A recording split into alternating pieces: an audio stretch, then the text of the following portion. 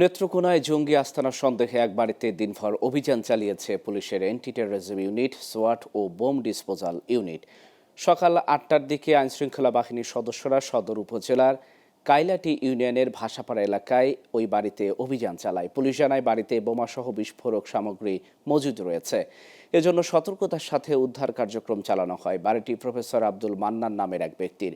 নির্জন স্থানের এই বাড়িটি ভাড়া নিয়ে জঙ্গিরা তাদের কার্যক্রম চালাচ্ছিল বলে দাবি পুলিশের। তবে এ অভিযানে কাউকে আটক করা না গেলেও একটি বিদেশি পিস্তল, ১৭ রাউন্ড গুলি, জিহাদি বইসহ জঙ্গি কাজে ব্যবহারের পর্যাপ্ত সরঞ্জাম উদ্ধার করা হয়।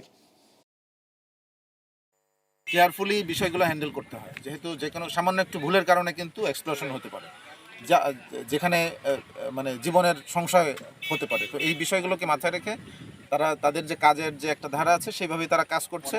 কাজ শেষ হওয়ার পরে তখন আমরা কথা বলতে পারবো।